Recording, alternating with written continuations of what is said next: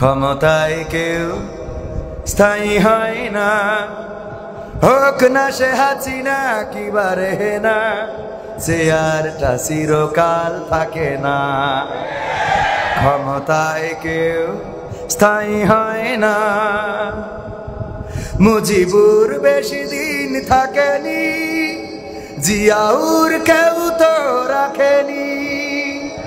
মুজিবুর বেশি দিন থাকেনি, জিয়াউর কেউ তো রাখেনি।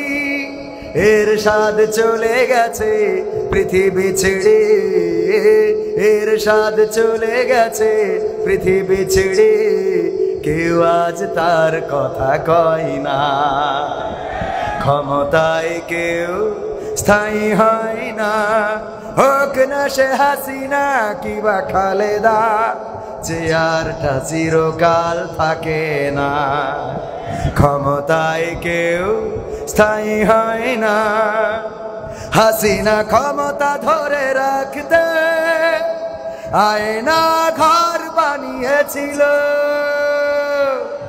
জনগণের রোশনালে দাদার দেশে পালিয়ে গেল।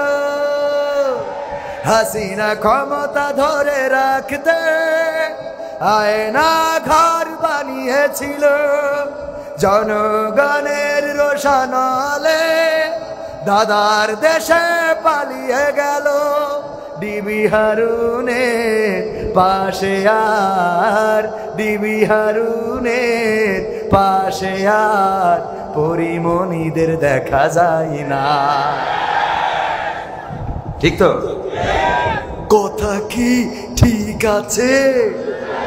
ক্ষমতায় কেউ স্থায়ী হয় না, হোক না সে রেহেনা কিবা হাসিনা, চেয়ারটা চিরকাল থাকে।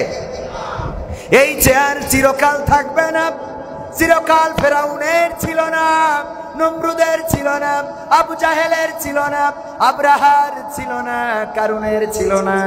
সুতরাং এই জামানায় যারা তাদের পথে চলবে তাদেরও এই চেয়ারটা চিরকাল থাকবে, থাকবে।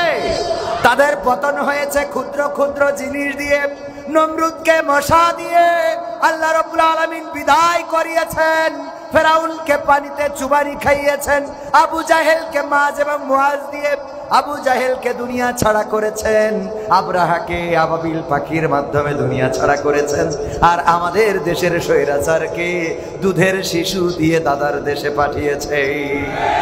ঠিক না বেঠে?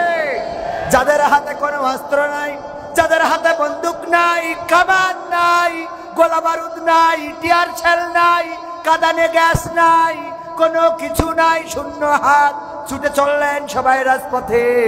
আর যার হাতে এত ক্ষমতা, এনএসআই, ডিজিএফআই, সেনাবাহিনী, পুলিশ, বিডিআর, আর্মি, নিজের পোশাক কুত্তা এবং আমার দাদার দেশ থেকে আনা স্পেশাল সিকিউরিটি ফোর্স কোনো কিছু রক্ষা করতে পেরেছে? পেরেছে?